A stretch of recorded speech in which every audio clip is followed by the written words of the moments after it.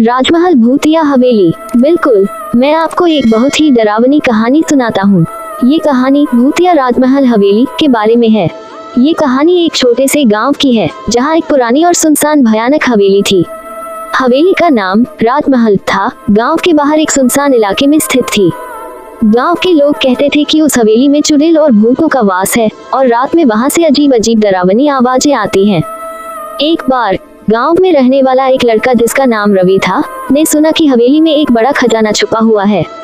उसे लगा कि अगर वह खजाना मिल जाए तो उसकी जिंदगी बदल जाएगी। उसने अपने कुछ दोस्तों के साथ हवेली में जाने का निश्चय किया। रवि और उसके दोस्त एक अंधेरी रात में हवेली पहुंचे। हवेली के दरवाजे पुराने और टूटे हुए थे। जब वे अंदर गए तो उन्होंने देखा कि हवेली के अंदर हर जगह धूल और डाले थे। एक एक करके वे सभी कमरे देखने लगे। हर कमरे में उन्हें अजीब सी ठंडी हवा और रहस्यमयी आवाजें सुनाई देने लगी। अचानक एक कमरे में उन्हें एक पुरानी तस्वीर मिली। उस तस्वीर में एक महिला और एक बच्चा था। जैसे ही रवि ने उस तस्वीर को छुआ, अचानक कमरे का दरवाजा बंद हो गया और हवेली में बिजली चमकने लगी, बादल गरजने लगे। सभी दोस्त डर के मारे चिल्लाने लगे और दरवाजे को खोलने की कोशिश करने लगे, लेकिन दरवाजा नहीं खुला। तभी उन्होंने देखा कि कमरे की दीवारों पर कुछ लिखा हुआ है।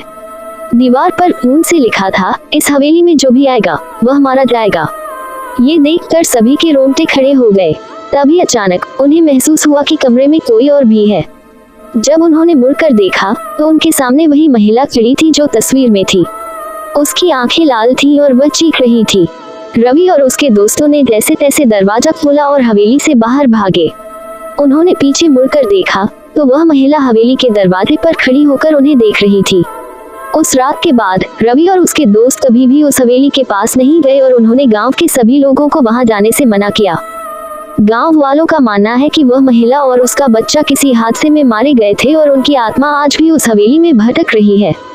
उस दिन के बाद राजमहल हवेली को सभी ने हमेशा के लिए छोड़ दिया और उसे भूतिया हवेली के नाम से पुकारा जाने लगा। इस कहानी से यह सबक मिलता है कि हमें ऐसी जगहों पर नहीं जाना चाहिए जहां खतरा हो। आशा है कि आपको ये कहानी डरावनी लगी हो।